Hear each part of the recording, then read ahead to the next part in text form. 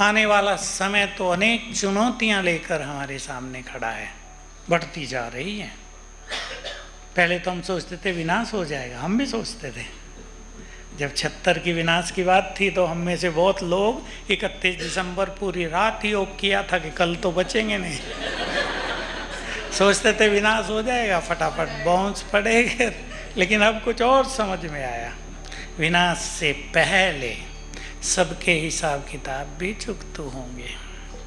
विनाश में भी प्राकृतिक प्रकोप तूफान मचाएंगे, गृह युद्ध, उसको देखना, उनको सहन करना। एटम बम की बात छोड़ो, ये जो प्रैक्टिकल खून बहेगा इसको देखना सहज काम नहीं होगा। जिनके मन सेंसिटिव हैं, अभी अगली बात सुन लो, नाजुक मन है, जल्दी फीलिंग में आते हैं, वो तो थोड़ी सी घटनाएं होते ही डाउन हो जाएंगे, खुशी खो देंगे, दिमाग सुन्न हो जाएगा, पत्थर बन जाएगा।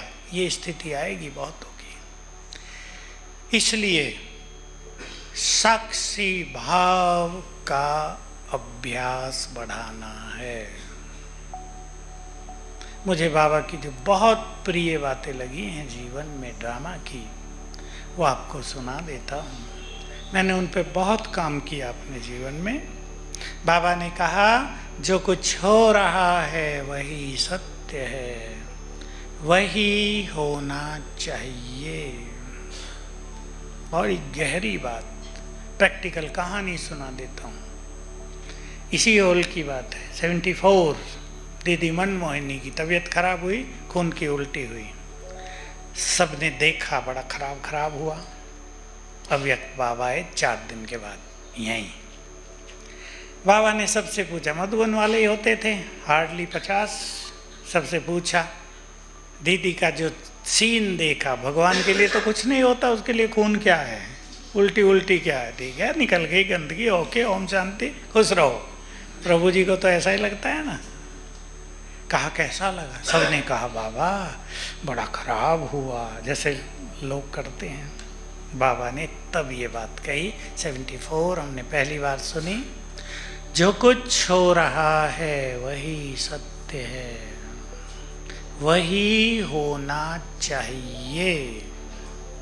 ये बड़ी राज भरी लाइन है, सब इसको शायद ही समझ सकें। वही होना चाहिए। चलते चलते आप ठोकर खा के गिर गए, आपकी हड्डी भी टूट गई, और कहा जाए यही होना चाहिए, कैसा लगेगा? पर होना वही चाहिए, क्योंकि किसी कर्म का फल मिल गया, सहज पूरा हो गया। हो सकता है भारी था, बाबा ने ठोकर से ही पूरा कर दिया। इसलिए इसमें बाबा की मदद भी है और कर्म का फल पूर्ण करने का तरीका भी है। तो साक्षी भाव बढ़ाते चलें, तो उसके लिए ये सब प्रैक्टिस करेंगे। इस संसार के ड्रामा में सभी आत्माएं अपना अपना पार्ट बजा रही हैं, यहाँ किसी का कोई दोष नहीं है। बहुत अच्छी बाबा की बात है। और एक प्रैक्टिस करेंगे अपने परिवारजनों के लिए, बच्चों के लिए, प्रियजनों के लिए। किसी के साथ जो कुछ भी हो रहा है वो उसके कर्मों का ही खेल है। बिना कर्म के किसी के साथ यहाँ कुछ भी नहीं हो रहा है। इसलिए चिंता करने की बजाय उन्हें वाइब्रेशंस देंगे। ठीक है ना ये बात? अचल अडोल स्थिति होगी। हमेशा याद रखना है, एक सुंदर सा विचार, कुछ भी हो रहा है, मुझे क्या करना है अब? तो अपने कर्तव्य की स्मृति आएगी और हम अचल अडोल भी हो जाएंगे, वो परेशानियां भी पूरी हो जाएंगी। आपके किसी व्यक्ति को हार्ट अटैक हो गया है, अब आप घबरा के चक्कर खा के आप भी गिर गए हैं, क्या होगा? अब दोनों को संभालने वाला वहाँ कोई नहीं है, दोनों का हाल बिगड़ सकता है ना। होता है कई जगह, माताओं के साथ ही है। एक कहानी अखबार में छपी थी राजस्थान की। माँ भोजन बना रही है, छोटा बच्चा पीछे खेल रहा है, छोटा बिल्कुल 2-3 साल का। कढ़ाई उसने कुछ तला वला और साइड में रख दी, उसको भूल गया सब कुछ। तेल तो कितना गर्म होता है, बच्चा खेलता खेलता है उसमें हाथ मार दिया, जला और चिल्लाया। उसको जो देखा, माँ बेहोश हो गई वहीं। जिसको ठीक कराया जा सकता था वो 15-20 मिनट में झुलस के मर गया बेचारा बच्चा। अगर वो संभलती तो तुरंत कुछ कर सकती थी ना। इसलिए मुझे क्या करना है, बहुत धैर्यवत होकर ये चिंतन करना है। विभिन्न विभिन्न बातों में जो परिवारों में, काम धंधों में आती हैं, हमें कुछ चीजों को स्वीकार भी करना है। अब परिस्थिति दिनों दिन बदलेंगी, खेल बदलेगा इस संसार का। 2020 हार्डली पूरा होगा और ये संसार विनाश के चक्रव्यूह में प्रवेश कर लेगा। और इधर बाबा के पास क्या होगा? सेवाओं की सुनामी, जय जयकार। मुरलियों में आपने सुना है, इतनी सेवाओं में बिजी करेगा बाबा तुम्हें, साक्षात्कार में और सेवाओं में, कि तुम्हें पता भी नहीं चलेगा विनाश कब हो गया। सेवाएं होंगी और मधुबन क्या बन जाएगा?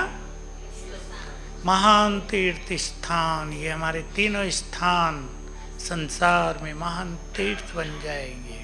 मुझे आजकल विजन हो रहा है, एक स्थान इनमें से ऐसा हो जाएगा जहाँ आते ही अलौकिक अनुभव होंगे, वो होगा पांडव भवन।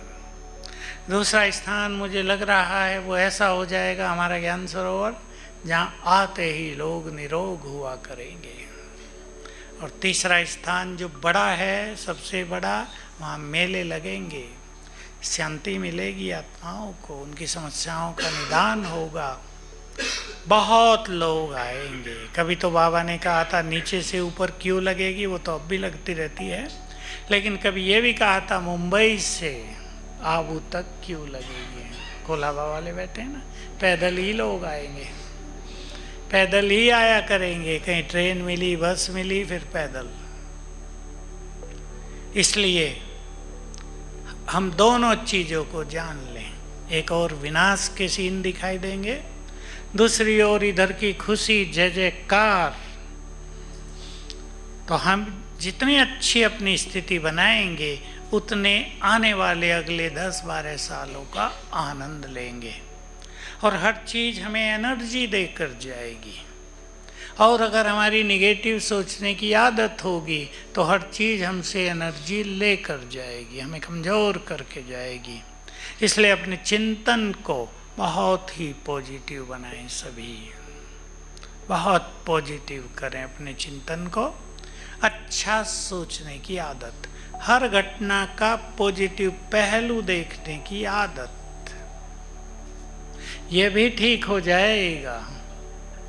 बाबा ने बहुत अच्छी बात कही, एक कल्याण भी दिखाई दे, एक कल्याण के पर्दे के पीछे कल्याण छुपा हुआ है, उसे भी हम देख सकेंगे। तो थोड़ा हर चीज को स्वीकार करने की आदत, हर चीज में रिएक्शन न हो, तुरंत परेशान न हो जाएं, अपनी मनोस्थिति न बिगाड़ लें, ये बहुत ध्यान रखना है। अचल अडोल वही रह सकेंगे जिनका योग अच्छा होगा। कोई कहे मेरा तो योग लगता ही नहीं, तो अचल अडोल उनके लिए दूर की बात हो जाएगी। इसलिए कम से कम 4-5 घंटे योग अभ्यास, कुछ बैठकर, कुछ कर्मों में।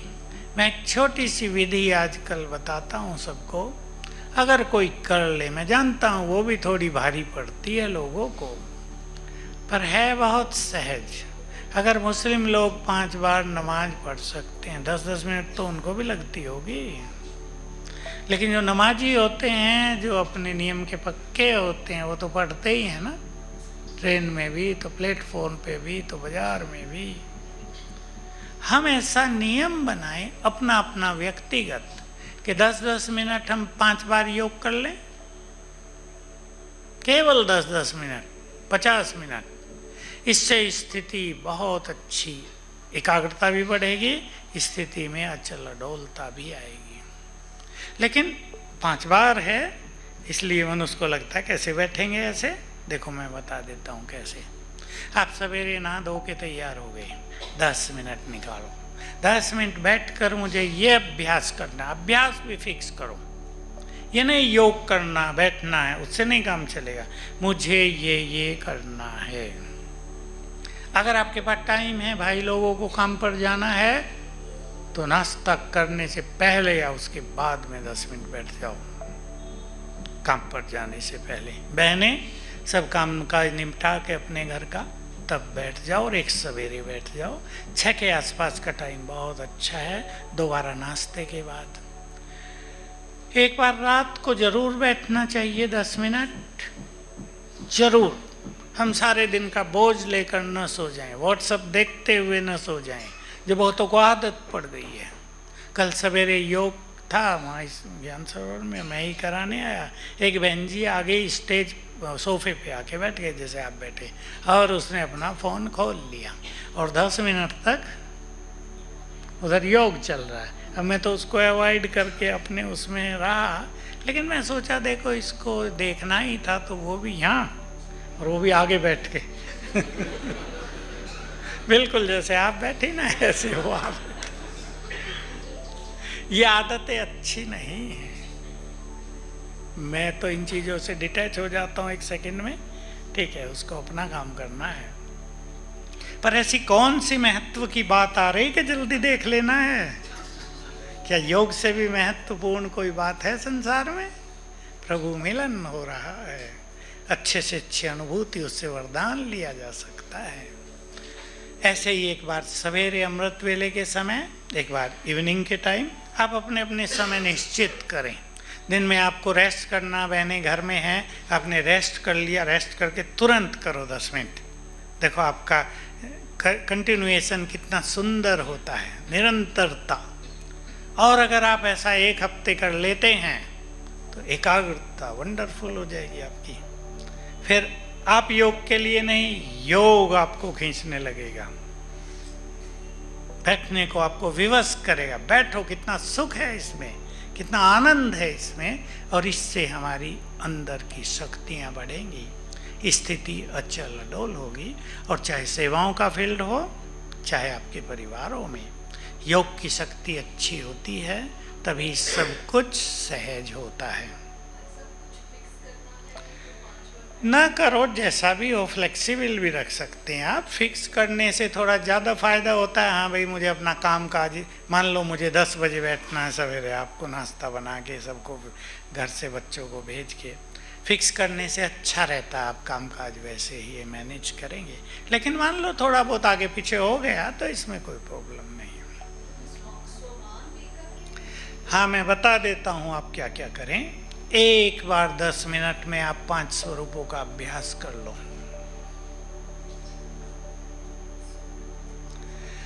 दूसरे 10 मिनट में रूहानी ड्रिल। रूहानी ड्रिल का अर्थ होता है मैं आत्मा, फिर सूक्ष्म वतन में, फिर परम धाम में, फिर वापस 5 राउंड ले लो 2-2 मिनट के, मजा आ जाएगा आपको। तीसरे 10 मिनट में सूक्ष्म वतन में बाबा परम सदगुरु है, इस संकल्प से दृष्टि लें, वरदानी हाथ सिर पर, तिलक लगाकर बाबा ने वरदान दिया, बाबा ने स्वमान याद दिलाए, बाबा को शुक्रिया करो, उससे बातें करो, मन के कोई बोझ हो वो सुना दो, मन में कोई बात भारी कर रही हो वो सुना दो। इस सूक्ष्म वतन का अनुभव बहुत अच्छा रहेगा। चौथा, एक बहुत पावरफुल योग की प्रैक्टिस है, बाबा से शांति की किरणें आ रही हैं। 1-1 मिनट भी कर सकते हैं आप। दूसरे मिनट में पवित्रता की किरणें आ रही हैं। तीसरे मिनट में शक्तियों की किरणें आ रही हैं। फिर रिपीट कर लो, 3 बार करेंगे, 10 मिनट हो जाएगा। मजा आएगा। आप सोचेंगे एक में 5 मिनट ही कर लूँ, मन इधर उधर भटक गया तो रस खत्म हो जाएगा। एक मिनट टर्न करो। 5वां, संसार को सकाश देना। बहुत मजा आएगा। कभी कल्प वृक्ष की जड़ों में बैठकर, कभी ग्लोब पर बैठकर, और कभी सिंपल घूमते हुए मैं लाइट हाउस माइट हाउस फरिश्ता हूँ या बैठकर बाबा से किरणें आ रही हैं, संसार में फैल रही हैं। ऐसे एक सिंपल प्लानिंग के बदल सकते हैं आप इसे। सिंपल प्लानिंग के साथ आप योग करेंगे। मैंने आपको संकल्प दिया 7 दिन करके देखो। 7 दिन आपके लिए गोल्डन डेज हो जाएंगे, स्वर्णिम दिवस। और कभी आपसे मिस हो जाए तो नो प्रॉब्लम, इसको नाजुक रूप से नहीं लेना है कि हाय मिस हो गया। 4 बार हुआ, सुंदर, अगली बार ज़्यादा कर लो। 50 मिनट की बजाय 1 घंटा कर लो। टाइम चेंज हो गया, कोई बात नहीं, दूसरा कर लो। इससे शक्तियाँ बढ़ेंगी। देखो, योग हमेशा मुरली के बाद बहुत अच्छा लगेगा। अगर आपके पास टाइम हो, ऐसा मैनेज कर सकें, बहुत अच्छा होता है। क्योंकि मन बुद्धि ज्ञान से भर जाती हैं तो एकाग्रता अच्छी होती है। कहीं ना कहीं बाबा के प्यार से भी भर जाती है बुद्धि, तो एकाग्रता अच्छी होती है। मैंने कई सेंटरों पे ये सजेस्ट किया और बहनों ने माना, मुरली के बाद कमेंट्री से योग कराना। बहनें हैं तो कमेंट्री कराएं, नहीं कुछ होता अच्छा तो आजकल तो रिकॉर्डेड है। हाँ, मुरली के आधार से भी कर सकते हैं, अलग अलग अच्छे अच्छे थॉट्स दे सकते हैं। उसमें मैंने कई जगह 10 मिनट से शुरू कराया, उसको आधे घंटे तक ले गई बहनें और सभी बैठने लगे। इससे मुरली सुनने वालों की संख्या बढ़ गई, बहुत सेंटरों में हो गया। क्योंकि लोग इसलिए देर से आते हैं और इसलिए जल्दी भागते हैं। आप भी करते होंगे ये, बताओ क्यों? क्योंकि योग लगता नहीं, सीधी सी बात है। एकाग्रता है नहीं तो सोचते हैं जब सफ़ेद लाइट होगी उसके बाद चलेंगे, और उठते ही भागेंगे, अब पानी भरना है, अब ये करना वो करना। कुछ नहीं भरना किसी को।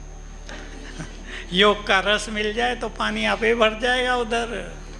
आप अनुभव करके देखो, योग से बड़ी शक्ति चारों युगों में कोई नहीं होती।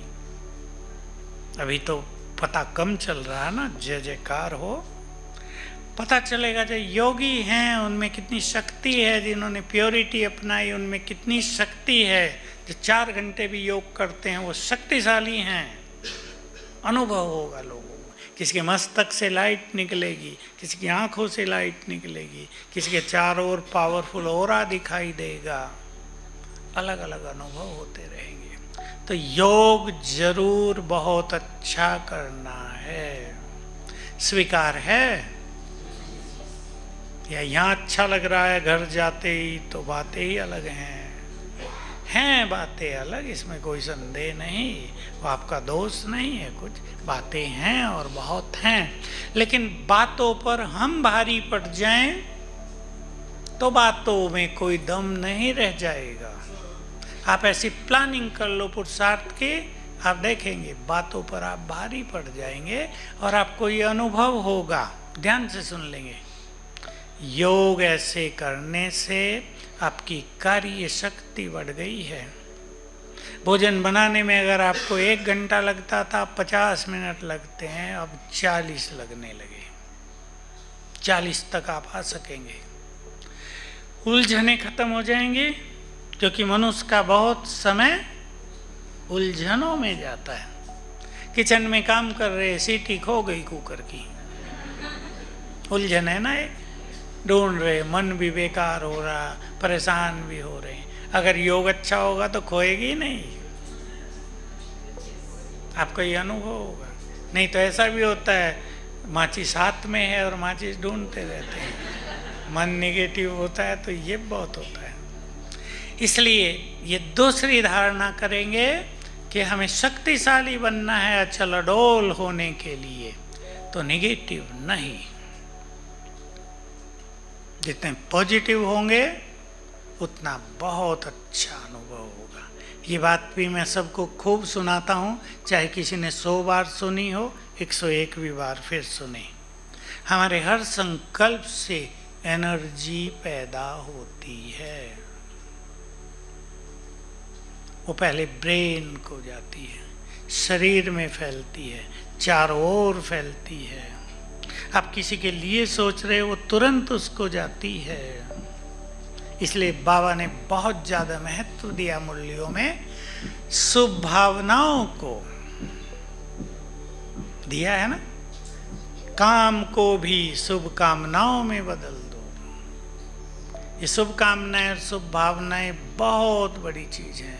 और योगियों की शुभ भावनाएं माना दुआएं, आशीर्वाद, वो तो चमत्कार करेंगे।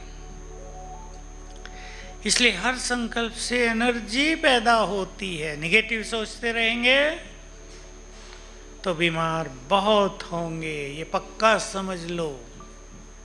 मैं सावधान कर रहा हूं लोगों को, निगेटिव रहने वालों को ही कैंसर होंगे। नोट कर लो अच्छी तरह, सिखा दो सबको परिवारों में। जो पॉजिटिव हैं उनको बहुत सीरियस बीमारी आएंगी नहीं। और आप ये अनुभव करेंगे, आपका योग अच्छा है, आप अशरीरीपन का अच्छा अभ्यास करते हैं, कामकाज करते हुए आपको कभी पेन नहीं होगा, दर्द पीड़ा नहीं।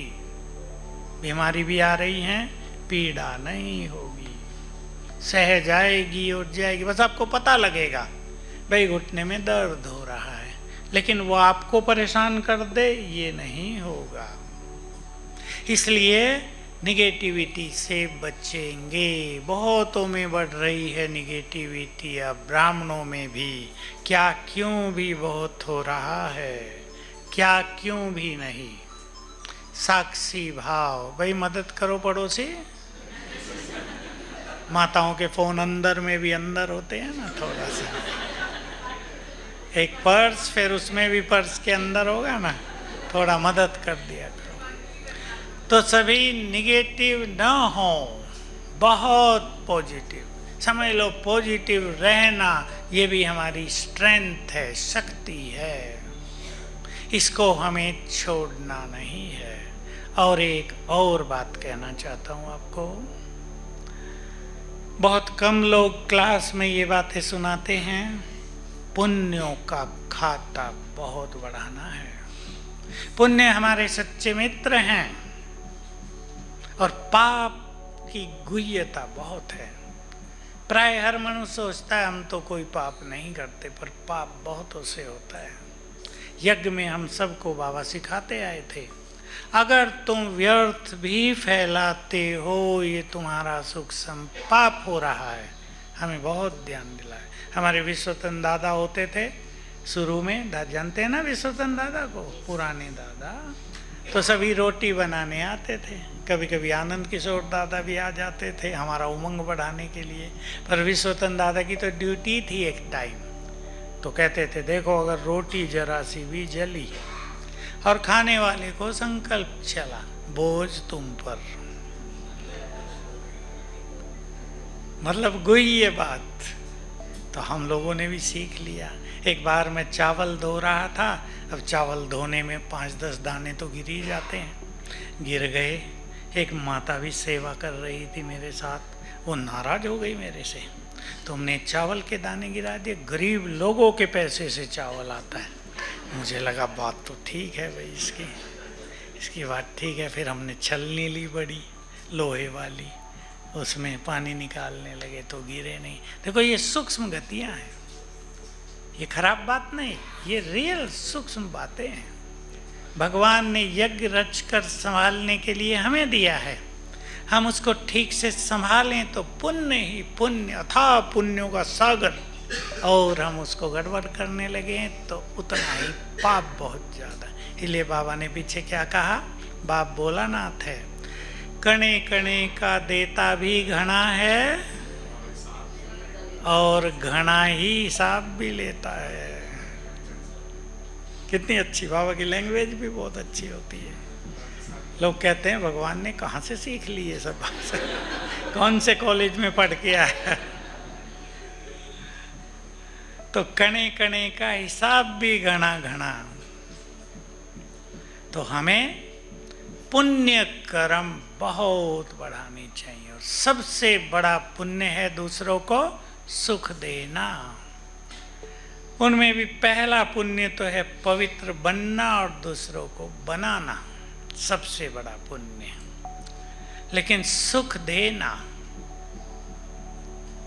भगवान से किसी को मिला देना, अपने घर में बहुत अच्छा वाइब्रेशंस बना देना, ये बहुत बड़ा पुण्य है।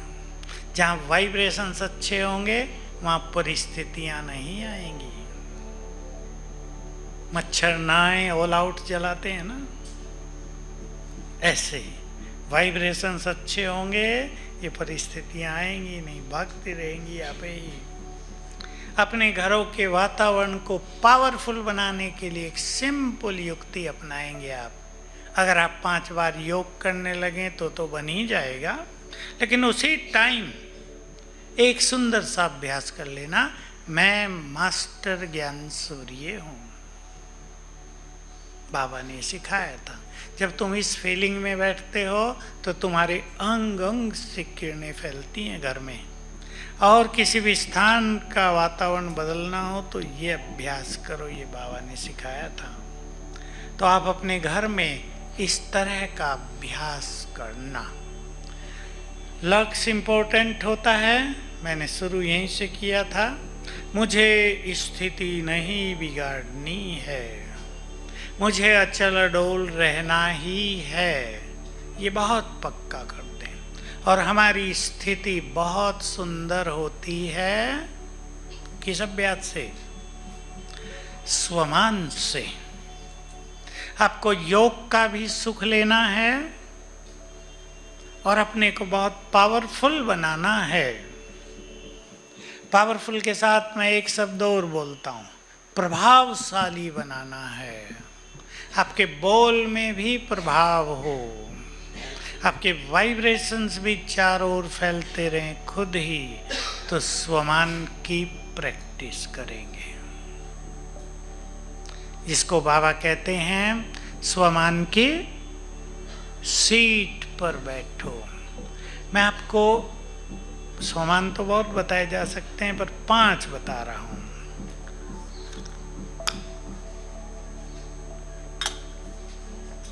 जिससे ऊंचाई आए, हमारे लेवल में ऊंचाई आए, हमारे विचारों का लेवल महान बने, हमारा स्पिरिचुअल लेवल महान बने। पहला स्वमान जो हमें बहुत ऊंचा बनाता है, मैं एक महान आत्मा हूँ। गुड फीलिंग, केवल रटना नहीं, बहुत गुड फीलिंग, मैं महान हूँ। अब इस तरह सोचा करें, मैं इस घर में एक महान आत्मा हूँ। अपने घर, मैं इस घर में एक महान आत्मा हूँ। आपने सुना होगा, जिनको नींद नहीं आती हम ये लिखवाते हैं रात को 108 बार।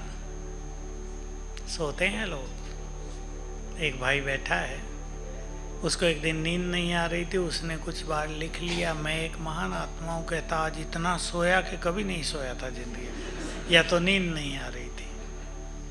मैं एक महान आत्मा हूँ, ये स्वमान हमें महान बनाएगा। मैं मास्टर सर्वशक्तिवान हूँ, ये शक्तिशाली बनाएगा।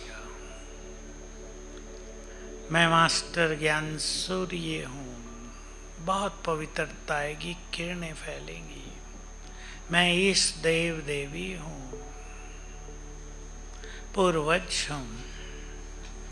बहुत सारे स्वमान हैं, आप चुन सकते हैं अलग अलग भी।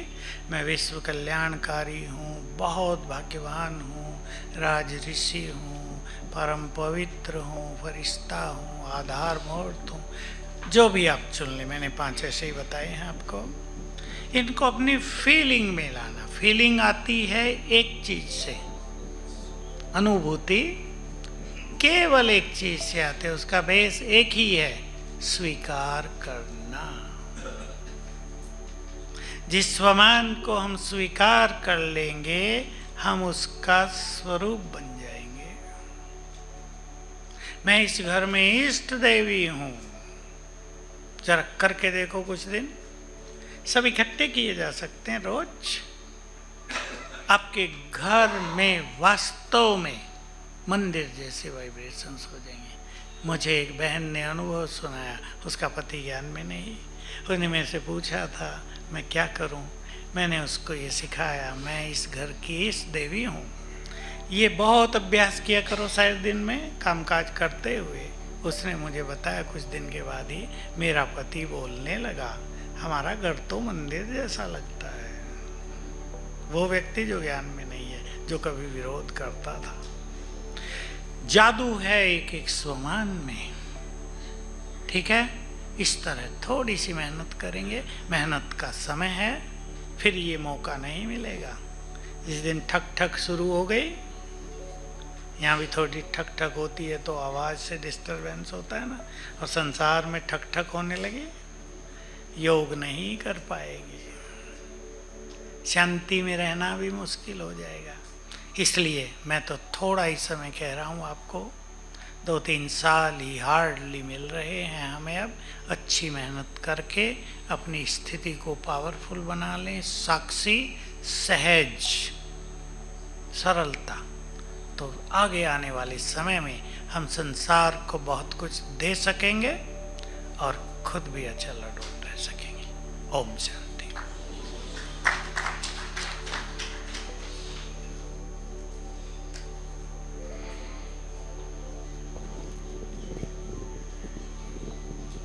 मेरे ख्याल से किसी का अब कोई प्रश्न नहीं होगा, है ना? सबका हो गया ठीक, नो क्वेश्चंस, वेरी गुड। ताली बजा दो भाई अपने लिए और भाई साहब के लिए तो है ही, बाबा के लिए भी है ही। किसी ने मेरे से पूछा था एक बार, भाई साहब, कि हमारे घर का वास्तु ठीक नहीं है, तो आपके सूरज भाई क्या कहते हैं? अगर थोड़ा बहुत कुछ कराया जा सकता है करा लो, नहीं तो ये अभ्यास करो जो मैंने बताया। कौन सा? योग और स्वमान। अच्छा, यही स्वमान। हाँ, मास्टर ज्ञान सूर्य में बहुत ताकत है, पर कभी कभी ऐसा होता है, मान लो आंधी चल रही है और हमारा दरवाज़ा ऐसा ही है कि सारी धूल आएगी, तो दरवाजे को बंद कर देना चाहिए। यही वास्तु है। और वास्तु एक दूसरी चीज़ भी है, कोई आपके घर में प्रवेश कर रहा है या आप प्रवेश कर रहे हो, तो गेट पर अगर गंदगी है तो आते ही क्या होगा, और फूल खिले हैं, सुगंध है, मन खुश होगा। ये वास्तु है। इसलिए वो कहते हैं गेट पर बाथरूम आदि ना हो, ये वो, बस यही सिद्धांत है, आते ही मन खुश हो जाए। मैंने खुद करके देखा, मैं ऐसे ही सोता था यहाँ पांडव भवन में, हमें तो पता नहीं था। तो हमारे यहाँ जब ज्ञान सरोवर बनने लगा तो एक भाई आए जो वास्तु स्पेशलिस्ट थे, मेरे कमरे में आए, कहा तुम तो सिर गलत जगह रखते हो, गलत दिशा में। मैंने कहा मुझे होता तो है, मैं सो के उठता हूँ तो थका हुआ उठता हूँ, फ्रेश नहीं। तो उसने कहा नॉर्थ में सिर नहीं, साउथ में कर लो। मैंने बदल दिया, कुछ नहीं, तकिया इधर से इधर। उस दिन से थकान खत्म हो गई। ये मेरा पहला अनुभव था इस बात में थोड़ा विश्वास करने का। तो ये भी एक साइंस है, लेकिन ऐसा नहीं वो आपको कहीं सारा घर तोड़ के दूसरा बना लो, उसके लिए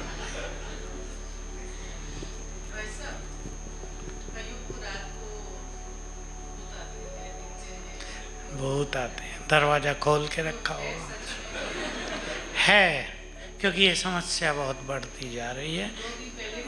हाँ, मेरे पास तो रोज ही 2-3 केस आते हैं, इसलिए मैंने जो मैं सिखाता हूँ वो छपा के रख लिया है। एक एक से दिमाग मारना पड़ता था, लो भाई ये कर लेना। रात को दिखते हैं तो सोने से पहले 21 बार मैं मास्टर सर्व शक्तिवान हूँ ये याद करके सो, घर में पानी चार्ज करके छिड़क दो, भूत भाग जाएंगे। मैंने एक विधि और कराई है, नहीं अभी, कि घर का मेन गेट जहाँ भी है उसके बाहर के हिस्से में शिव बाबा का बड़ा कास्केट जला दो, ठीक। बड़ी लाइट है ना शिव बाबा की? बाबा की लाइट, यहाँ होगी बाबा ना? की लाइट, यहाँ है क्या? बाबा की लाइट लगा दो, कास्केट मिलता है ना बड़ा। हाँ, मैंने ये एक्सपेरिमेंट, हाँ मैंने 6 मास पहले ही बताया था ना, आपके वहाँ बताया था। हाँ नहीं, आपके यहीं जोन में एक, यहीं हमारे पास ही नज़दीक 50 किलोमीटर पे एक बहन है, उसका जो घर किराए पे ही था सेंटर, उसमें बहुत ये सब था, सेवा बढ़ती नहीं थी। तो मैंने एक्सपेरिमेंट कराया कि बाबा का चित्र लगा के देखो मेन गेट पे। बड़ा चित्र था, बाबा की बड़ी लाइट 1 फुट से भी बड़ी, टूट के गिर गई। जोर से आवाज़ हुई, रात को वो जगी, बाहर देखा क्या हुआ, गिर गया। फिर मेरे से पूछा, मैंने कहा दूसरी लगा दो, वो भी टूट के गिरी। तीसरी लगा दो, वो भी टूट के गिरी। फिर मैं सोचा क्या करूँ इस शिव बाबा के लिए तो मुझे एक आइडिया आया, है तो चित्र ही ना, वो शिव बाबा थोड़ा ही है। तो मैंने कहा इसको दृष्टि देकर 21 बार मैं मास्टर सर्व शक्तिवान हूँ ये अभ्यास करके लगा दूँ, बस सफल हो गया। तो बहुत ये मैं ऐसे करता रहता हूँ तो अनुभव आते रहते हैं।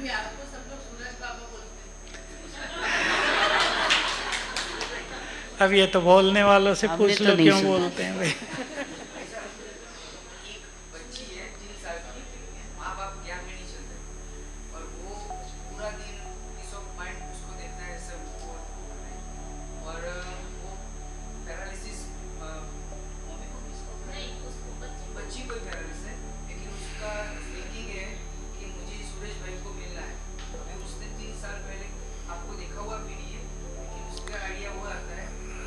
उसके ब्रेन को एनर्जी देना सिखा दो कोई, दिन में 3 बार 10-10 मिनट।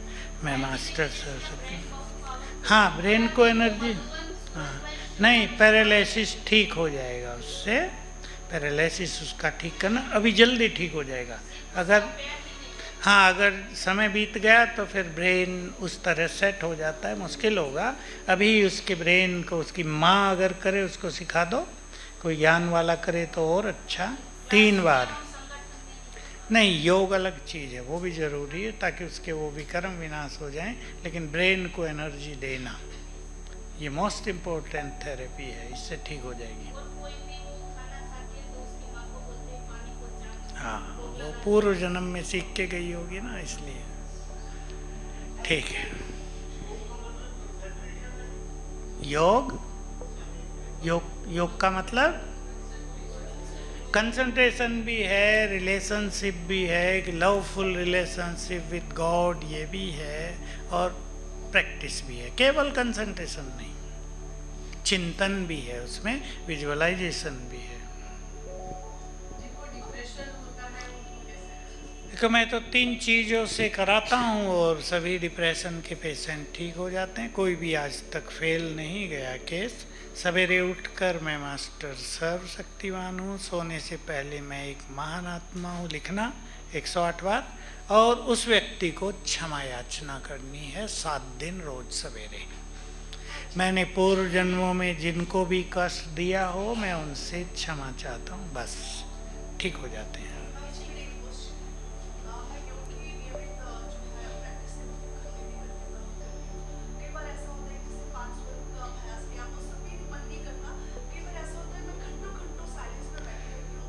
तब एक अव्यक्त मुरली पढ़ लिया करो, क्योंकि ब्रेन को एक्टिवेट करना जरूरी है। ब्रेन बहुत साइलेंट होगा तो उसकी कई शक्तियाँ नष्ट हो जाएंगी।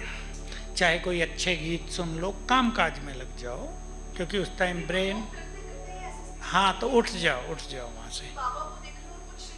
नहीं, इसको बाबा ने मना भी किया है, ये नील स्थिति है, सुनने इससे फायदा नहीं होगा, नुकसान ही होगा। ये आपने भक्ति में किया होगा ना पूर्व जन्मों में, उसका इफेक्ट रह गया।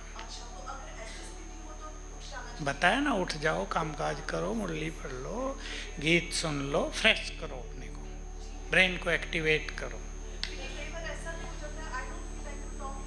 हाँ, वो डिप्रेशन का एक लक्षण भी होता है, इसलिए उससे बाहर आना आपको।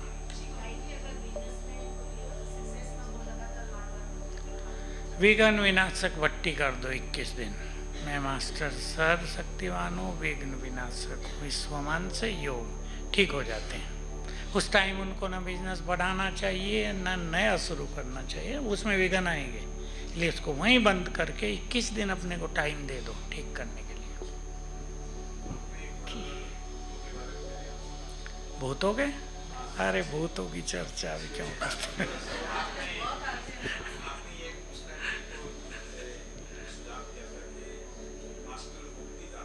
ये हम उनके लिए कराते हैं, कोई आत्मा किसी को छोड़ती ही नहीं है, और वो आत्माएं कहती हैं हमें तो मुक्ति चाहिए। तो मैं मास्टर सर्वशक्तिमान हूँ, मास्टर मुक्ति दाता हूँ। इस आत्मा को मुक्ति मिले इस संकल्प से योग करो। उसकी इच्छा होती है ना मुझे मुक्ति चाहिए। मेरा सामना तो कई भूतों से होता है, किसी में आ जाते हैं और मेरे कमरे में आ जाते हैं शांति में भूत को लेकर। मैं उनसे अच्छी बात करता हूँ, उन्हें कन्विंस कर देता हूँ, निकलने के लिए तैयार करा देता हूँ, कुछ सिखा देता हूँ। मेरा बाबा, मैं ये मंत्र देता हूँ भूतों को मेरा बाबा, मैं कहा रटते रहो, तुम्हें बाबा के पास पहुँच जाओगे, तुम्हारी मुक्ति हो जाएगी। खुश हो जाते हैं, मुझे डर वर नहीं लगता। कई तो इतने गर्म होके आते हैं, हिला दें सारी दुनिया को ऐसे।